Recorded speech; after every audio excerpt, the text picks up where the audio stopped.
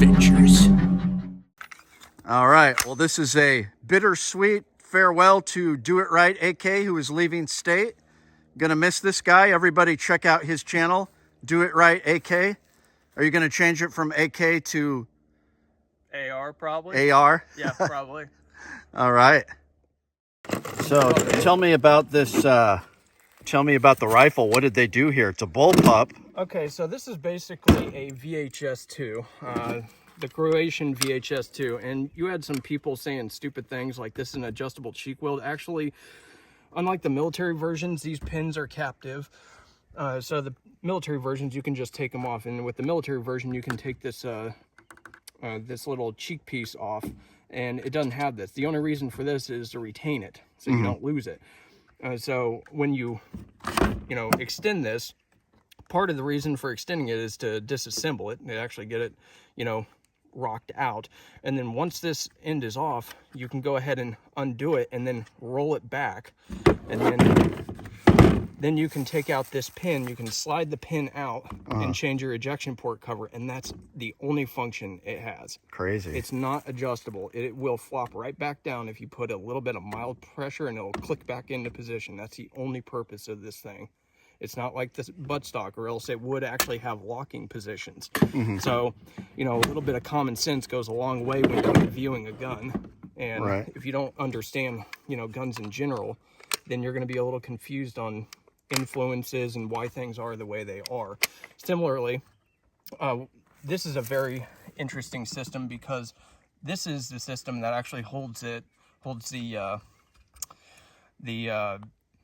ejection port cover closed. So you have your little ball bearing here, and that little piece right here pushes in. So right inside the chamber, right here, there's a little ball bearing, and that is the other side. When you push this in, the little ball bearing comes out. So if this bolt head, when this bolt head goes through, either out or in, it's going to rub up against that ball bearing and push this open and overcome this ball bearing. That's how the ejection port cover works. It's pretty simple. Okay. So it prevents it from getting rocked open just by the bolt moving a little bit. Like with ARs, you can basically mortar it a little bit, and you can kick the ejection port open. I'm in love with this gun just because of that top rail. Reminds me of like a G36. Well, that's where a lot of the inspiration came from. The modular magwell, they actually had this for the French, where it would accept French magazines. Wow. Now, one of the big griping points is this bolt release. And now people say, like, you have to pinch it like this. That's not true. Actually, all you need to do is when you load it, you take your thumb back and you just push like that. You don't need to actually pinch and do all this weird movement with it. It's not that complicated. Okay. So, but obvious influences from the G36, the gas system, the charging handle is very similar. However, one thing you need to be careful about when making assumptions about this system, non-reciprocating, unlike the G36, but it's also, if it's not going to go into battery all the way, then it's just going to stay out like this. So it acts as its own forward assist in some manner until it is all the way in, and then it'll close. So, it is what it is. G36 gas system, for the most part, definitely copied it. They took a FAMAS flare where this whole thing, lifts off. So all you do is you take off this front area here, and then once this is off, push this up. Wow. And it comes apart just like this, locks in right here, it hooks in, so it kind of breaks down shotgun style. And so get that locked in. But I did a video on this, on how this works. This point right here, this is the thing that grabs onto these two pieces of polymer. They're pretty good polymer, or it's pretty strong polymer. So all this is doing right here is, because this is angled, it's just pushing up against this. And so that's why you have to hold it. It's pretty simple.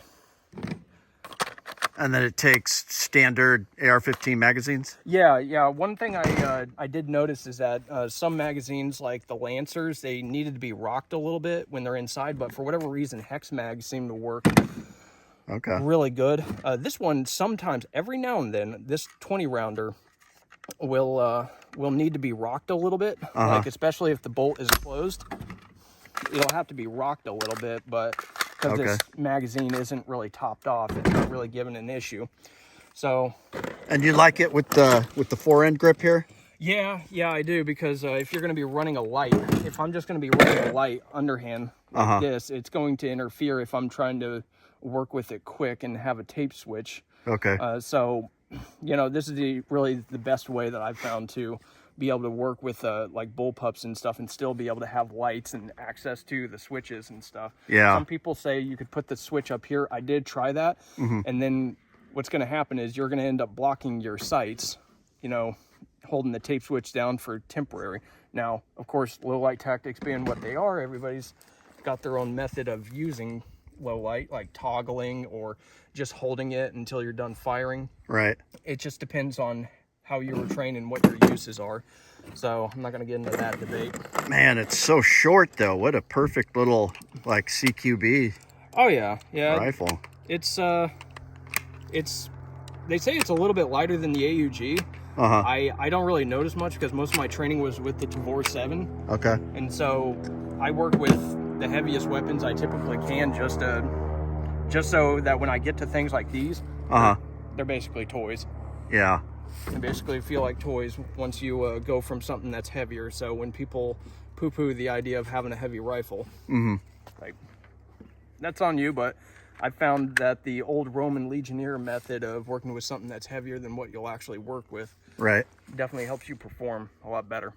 Yeah, I want one of these bad. I think this is going to be my next rifle purchase because that's just amazing. I just wish that if we were going to have an iron sight only model, I think that yes, they're durable for, flat range, LARPing or whatever, but if you're actually serious about using this, like in whatever capacity and some more serious LARPing, then maybe if they were able to import the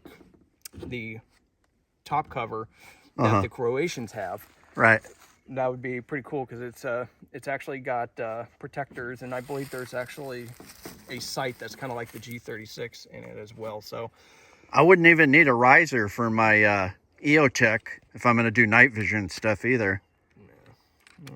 And it's pretty well its height is already like right where it needs to be. So yeah, that was one of the things a lot of people liked, is that it was pretty much a good height right off the bat. But one thing I will say is that if you are going to be running a sling, you can use your QD if you want, but I don't trust QDs. I've had them come off when I'm doing a lot of training, so I just 550 corded. And this actually helps, like if you have to transition shoulders so it's not pinching up against your shoulder when you actually transition. Some people say, well, just use this one. No, you'll still find it pinching every now and then. So having something to stand off and actually can go all the way around is actually probably best if you have something that's so far back. Yeah, I've had QDs fails too. I don't like them. Yeah. Sweet. All right, let's do some shooting. Wow. And so you would suggest charging from that side, right? Yeah, and palm up. It's not charged yet, so you'll have to charge it yourself. I would always suggest palm up, especially if you're going to be, running. If you're going to run like chicken winging and stuff like that. What do you mean palm up, like this? Like this, like when you're charging. Oh, when you're charging. Yeah. All right. Idiot. No, it's fine. Wow. Makes me nervous with an explosion right next to my head, but I still want one. I'm actually going to get one.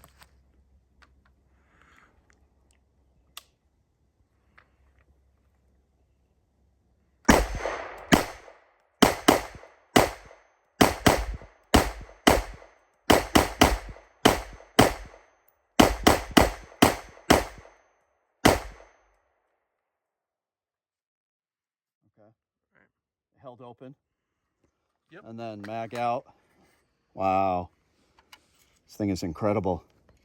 Yeah, it doesn't kick much at all. Yeah, I'm replacing my AR with one of these, no question. Is that kind of like saying that Glocks finally suck or something? Basically, yeah. Yeah, this thing is amazing. It's like the poor man's G36. Yeah. Let us have one. Let them eat cake. Yeah. You want, if you're going to be racking this, do palm up. It's just a little bit more intuitive for your training, but you're going to spend more time using the bolt release than needing to lock the bolt open. So the gripes about a bolt hold open for certain malfunctions, okay, whatever. But in reloads, you eject out your old mag, stow it, drop it, whatever. Or what I would do is if I had an empty, I would just leave it in there and grab my new mag and I would shuck it out and then insert the new one and then come back. And that's it. Okay. It's really simple, but coming back here, working in a tight space and stuff. Uh-huh. So when I see like people just like reloading it from here and staring at their gun, Right. like, okay, all right, you do you, but you know, not me. All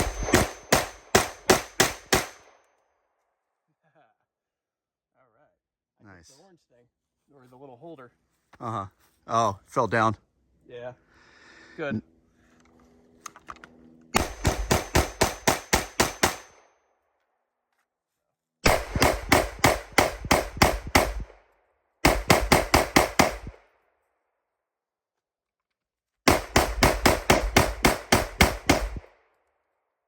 That thing's smoking. Beautiful. All right. So, again, just flip it out, put it in. There we go. Nice. No big deal. Look at that smoking. Beautiful. Yeah. Just like one of my Chooks rattle can jobs.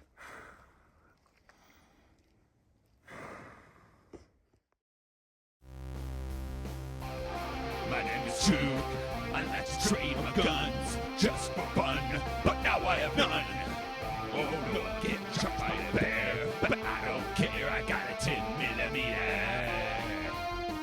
Chook's Outdoor Adventures. Watch you almost die every time.